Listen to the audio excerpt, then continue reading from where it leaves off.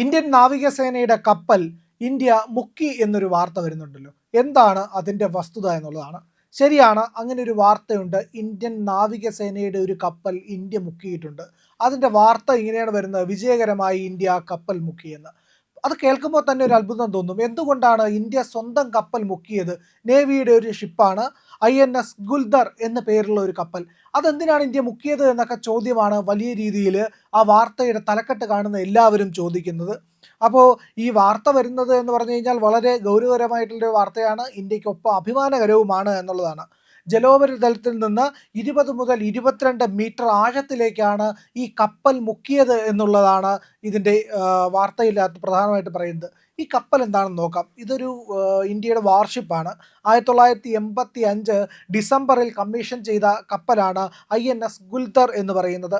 അപ്പോൾ ഇതൊരു കുംഭീർ ക്ലാസ്സിൽ പെടുന്ന ഒരു യുദ്ധക്കപ്പലാണ് ഗുൽദർ. 83.9 മീറ്റർ നീളമുള്ള ഒരു യുദ്ധക്കപ്പലാണ്.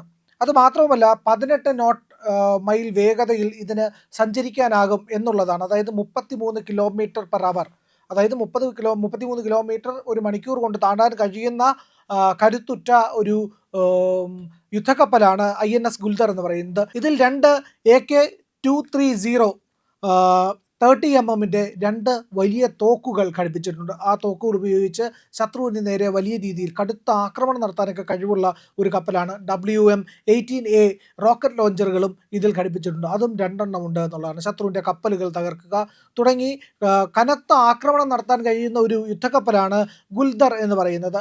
അപ്പോൾ എന്തിനാണ് ഈ കപ്പൽ മുക്കിയത് എന്നുള്ളതാണല്ലോ അതിൻ്റെ ഏറ്റവും പ്രധാനപ്പെട്ട ആശ്ചര്യവും അത്ഭുതവുമായിട്ടുള്ള കാര്യം.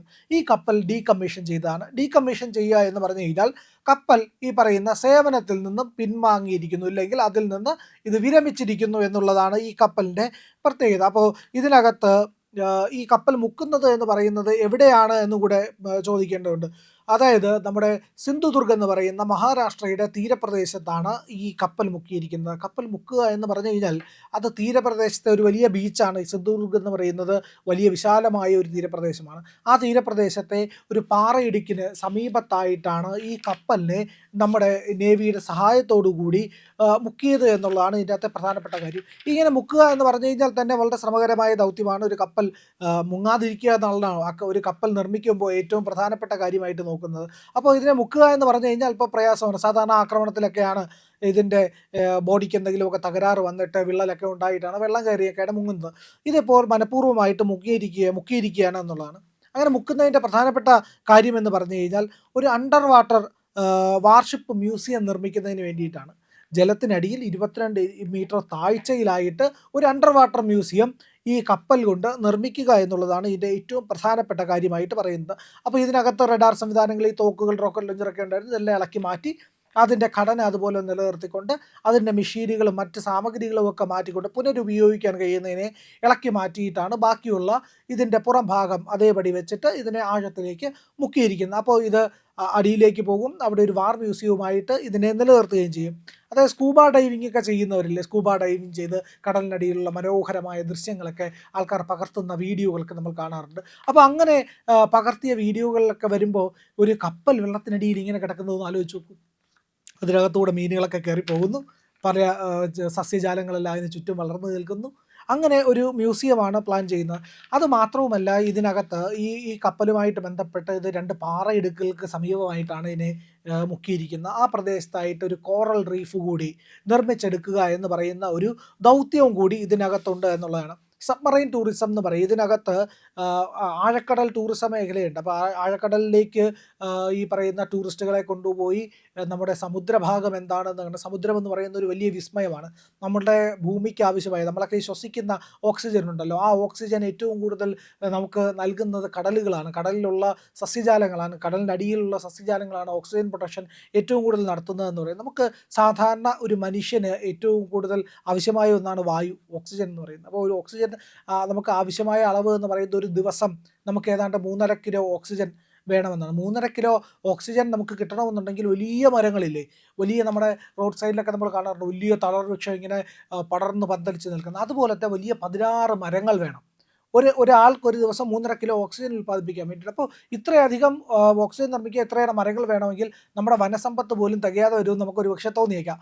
ശരിയാണ്, നമ്മുടെ വനസമ്പത്തുകൾ മാത്രമല്ല, ഭൂമിയുടെ ഏതാണ്ട് 1/3 ഭാഗം മാത്രമേ കരയുള്ളൂ നമ്മൾ ചെറിയ ക്ലാസ്സുകളിൽ പഠിച്ചിട്ടുള്ളതാണല്ലോ. അപ്പോൾ ഭൂമിയുടെ ഈ കരഭാഗത്തേക്കാളേറെ കടലാണുള്ളത്. ആ കടൽ മേഖലയിൽ നിന്നാണ് കൂടുതലായി ഓക്സിജൻ ഇങ്ങനെ പ്രൊഡ്യൂസ് ചെയ്യുന്നത്. അതിനകത്ത് സസ്യജാലങ്ങളുണ്ട്, വലിയ വൈവിധ്യമുണ്ട്. നമ്മളെക്കാൾ നമ്മൾ ഈ കരയിൽ നിന്നിട്ട് നമ്മൾ അഹങ്കരിക്കും, നമ്മളാണ് ഭൂമിയെ കാൽച്ചുവട്ടിൽ നിർത്തിയിരിക്കുന്നത്, നമ്മളാണ് ഇവിടെ വാഴുന്നത്. അല്ല, നമ്മളെക്കാൾ ഏറെ ഉള്ളത് കടൽ ജീവികളും കടലിലെ സസ്യവും ഒക്കെയാണ് എന്നുള്ളതാണ് യാഥാർത്ഥ്യം. നമ്മൾ പലപ്പോഴും കാണുന്നില്ല എന്നുള്ളതേ ഉള്ളൂ.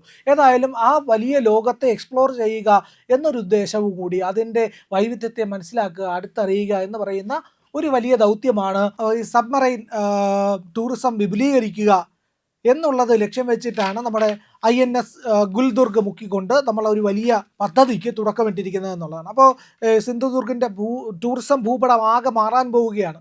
ഒരു വാർഷിപ്പ്, അതും കടലിനടിയിൽ, അതിൻ്റെ വൈവിധ്യം, അതുമായിട്ട് ബന്ധപ്പെട്ട് രൂപപ്പെട്ടിരിക്കുന്ന വലിയ പവിഴപ്പുറ്റ്, ഇതെല്ലാം കാണാൻ വേണ്ടിയിട്ട് ഈ വാർഷിപ്പിന് തൊട്ടടുത്തേക്ക് പോകാൻ കഴിയും. ഇതിൻ്റെ ഉൾവശത്തേക്ക് പോലും കടന്നു ചെല്ലാൻ കഴിയുന്ന രീതിയിലൊക്കെ ഉള്ള സംവിധാനമൊക്കെ ഒരുക്കുമെന്നാണ് ഇത് പറയപ്പെടുന്നത്. നിലവിൽ ആ പറയുന്ന നിവതിയാനിലെ ഒരു പാറക്കെട്ടുകൾക്ക് അടുത്തായിട്ടാണ് അത് കപ്പൽ മുക്കിയിരിക്കുന്നതെന്ന് പറഞ്ഞല്ലോ. ആ മേഖലയിൽ ഈ കോറൽ റീഫൊക്കെ വളർന്നു വരുമ്പോൾ വലിയ ഭംഗിയുണ്ടാവും അതിനടിയിൽ എന്നുള്ളതാണ്. അതിൻ്റെ വൈവിധ്യത്തേക്ക് കൂടുതൽ മനസ്സിലാക്കാൻ കഴിയുമെന്നുള്ളതാണ് ഈ പദ്ധതിയുടെ പ്രത്യേകത. ബീച്ച് ടൂറിസത്തിനപ്പുറത്തേക്ക് അണ്ടർ വാട്ടർ ടൂറിസത്തിലേക്ക് കൂടി കടക്കുന്ന ഒരു പദ്ധതിയാണ്. നമ്മുടെ കോവളത്ത്, പണ്ട് തിരുവനന്തപുരം കോവളത്ത് നമുക്കറിയാമല്ലോ, പ്രധാനമായിട്ട് നമ്മളിങ്ങനെ കോവളം ബീച്ചിലേക്ക് ചെല്ലുമ്പോൾ ആദ്യം ഒരു ബീച്ചുണ്ട്, അതിനെ ആവുക ബീച്ച് എന്നാണ് പറയുന്നത്. അതിൻ്റെ തൊട്ടടുത്ത് ലൈറ്റ് ഹൗസ് ബീച്ചുണ്ട്. അപ്പോൾ ഈ 2 ബീച്ചുകളാണ് കോവളത്തിൻ്റെ ഏറ്റവും സൗന്ദര്യമായിട്ട് നിൽക്കുന്നത്. നമ്മൾ ആദ്യം ചെല്ലുമ്പോഴും വലതുവശത്തായിട്ട് ആ ലീലയുടെയൊക്കെ താഴെയായിട്ട്, ഹോട്ടൽ ലീലയുടെയൊക്കെ താഴെയായിട്ട് ഒരു വലിയ പാറക്കെട്ടുണ്ട്. മധ്യഭാഗത്തായിട്ടൊരു പാറക്കെട്ടുണ്ട്. അതിനപ്പുറത്തേക്ക് ലൈറ്റ് ഹൗസ് നിൽക്കുന്ന ഒരു വലിയ പാറക്കെട്ടുണ്ട്. അപ്പോൾ ഈ 3 പാറക്കെട്ടുകളെയും കൂടെ ബന്ധിച്ചുകൊണ്ട് ഒരു കോറൽ റീഫിന് വേണ്ടിയിട്ട് മുൻപ് ഒരു പഠനമൊക്കെ നടക്കുകയും അതിനുള്ള ശ്രമം നടത്തുകയൊക്കെ ചെയ്തിരുന്നു. അതിന് വടം പോലെ വലിയ കയറൊക്കെ കെട്ടിയിട്ട് അവിടെ പവിഴപ്പുറ്റ് രൂപപ്പെട്ട് വരാൻ വേണ്ടി സഹായകമാകുന്ന പദ്ധതികളൊക്കെ അന്ന് ചെയ്തായിരുന്നു. അതായത് അങ്ങനെ രൂപപ്പെട്ട് വന്നാലുള്ള ഗുണമെന്ന് പറഞ്ഞു കഴിഞ്ഞാൽ, ഈ പറയുന്ന കയറ് പോലത്തെ സംവിധാനം ഇങ്ങനെ കെട്ടി 3 പാറക്കെട്ടുകളെയും കണക്ട് ചെയ്തുകൊണ്ട് കെട്ടിക്കഴിയുമ്പോൾ അവിടെ പവിഴപ്പുറ്റ് വളർന്ന് പിടിക്കും. ഒരു ബാരിയർ പോലെ, ഒരു നാച്ചുറൽ ബാരിയർ ആയിട്ട് നിലനിൽക്കും. അപ്പോൾ എന്ത് പറ്റും? ബീച്ചിലേക്കുള്ള തിരയുടെ ശക്തി കുറയും. അപ്പോൾ വിശാലമായ വലിയ ബീച്ച്, എന്നാൽ തിര കുറവായിട്ടുള്ള ഒരു ബീച്ച് കിട്ടുകയും അപ്പോൾ അവിടെ ടൂറിസ്റ്റുകൾക്കൊക്കെ യഥേഷ്ടം അങ്ങോട്ട് ഇറങ്ങാനും സുരക്ഷിതത്വം വർദ്ധിക്കുകയും അങ്ങനെ പല കാര്യങ്ങളും ഉണ്ട്. അത് വിശാലമായൊരു ബീച്ച് കിട്ടും, മനോഹരമായ ബീച്ച് കിട്ടും. പോരാത്തതിന് ഈ പറയുന്ന കടൽ സസ്യങ്ങളുടെയൊക്കെ വൈവിധ്യത്തിനുമൊക്കെ ഇത് കാരണമാവുകയും ചെയ്യും എന്നുള്ളതായിരുന്നു. പക്ഷേ അത് പല കാരണങ്ങളാൽ, പ്രാദേശികമായ കാരണങ്ങളാൽ ഈ പറയുന്ന ഫിഷർമെൻ, അവരുടെ ഈ മീൻ പിടിക്കാൻ പോകുന്നവരുടെയൊക്കെ പ്രൊട്ടസ്റ്റും ഒക്കെ കാരണം അതിൻ്റെ ഈ കയറുകളൊക്കെ പൊട്ടിയതോ പൊട്ടിച്ചതോ ഏതായാലും അതൊക്കെ തകരുകയും പിന്നീട് അത് ആ പ്രോജക്റ്റ് തകർന്നു പോവുകയൊക്കെ ചെയ്തതായിട്ട് ഇങ്ങനെ പ്രദേശവാസികളായിട്ടൊക്കെ ഉള്ള ആൾക്കാർ നമ്മളവിടെ പോകുമ്പോൾ പറഞ്ഞു കേട്ടിട്ടുണ്ട്. ഏതായാലും അങ്ങനെയൊക്കെയുള്ള വലിയ പവിഴപ്പുറ്റുകളുടെയൊക്കെ നാച്ചുറലായി നിർമ്മിക്കുന്ന പദ്ധതികളൊക്കെ വന്നു കഴിഞ്ഞാൽ വളരെയധികം നല്ലതായിരിക്കും. അതിൻ്റെ ഒരു മാതൃക എന്നോണമാണ് ഈ സബ്മറൈൻ ടൂറിസം ഇവിടെ നമ്മുടെ മുംബൈയിൽ, മഹാരാഷ്ട്രയിൽ സിന്ധുദുർഗിൽ തുടങ്ങിയിരിക്കുന്നത്. അതിന് വേണ്ടിയിട്ടാണ് INS ഗുൽദർഗ് മുക്കിയിരിക്കുന്നത് എന്നുള്ളതാണ്. ഈ വാർത്തയുടെ തലക്കെട്ട് മാത്രം വായിച്ചു പോകുന്നവർക്ക് ഇന്ത്യയുടെ കപ്പൽ ഇന്ത്യ മുക്കിയോ എന്നൊരാശ്ചര്യം ഉണ്ടാവും. പക്ഷേ ഇത്തരം ഒരു നല്ല കാര്യത്തിന് വേണ്ടിയിട്ടാണ് ഡീകമ്മീഷൻ ചെയ്ത, നേരത്തെ നമുക്കറിയാമല്ലോ, നമ്മുടെ ഒരു വിമാനവാഹിനി കപ്പൽ ഡീകമ്മീഷൻ ചെയ്തപ്പോൾ അതിൻ്റെ സ്റ്റീൽ കൊണ്ട് നിർമ്മിച്ച ബൈക്ക് എന്നൊക്കെ പറഞ്ഞിട്ട് വലിയ രീതിയിൽ വലിയ ക്യാമ്പയിനൊക്കെ നടക്കുകയും പരസ്യം ഉണ്ടാവുകയൊക്കെ ചെയ്തതൊക്കെ നമ്മൾ കണ്ടതാണ്. അതുപോലെ ഇപ്പോൾ ഒരു കപ്പൽ ഉപയോഗപ്പെടുത്തിയിരിക്കുന്നു വളരെ വിശാലമായിട്ട്, വെറുതെ സ്ക്രാപ്പിന് പോയി അതിനെ തകർത്ത് കളയാതെ. ഇത് അവിടെ ഒരു വലിയ സ്മാരകമായിട്ട് വർഷങ്ങളോളം ഈ കടലിനടിയിലുണ്ടാകും. അത് കാണാൻ വേണ്ടിയിട്ട് ആൾക്കാർക്ക് അവിടേക്ക് പോകാൻ കഴിയും. Under water tourism വിപുലപ്പെടും.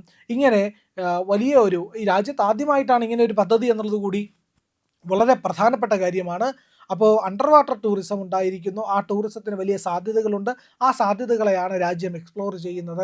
ഏതായാലും ഇന്ത്യൻ നേവി കൂടി അതിനൊപ്പം നിൽക്കുന്നു. വലിയ സംഭാവനയാണ് ഇതിലൂടെ അവർ ചെയ്യുന്നത്. ഏതായാലും ഇന്ത്യക്ക് ഒരു അണ്ടർ വാട്ടർ ടൂറിസത്തിന് കടലിനടിയിൽ ഒരു കപ്പൽ എന്ന അത്ഭുതം ഇതാ സംഭവിച്ചിരിക്കുന്നു എന്നാണ് നമുക്ക് പറയാനുള്ളത്. അതിൻ്റെ വാർത്തകളാണ് ഇപ്പോൾ പുറത്തു വരുന്നത് എന്നതാണ് വസ്തുത.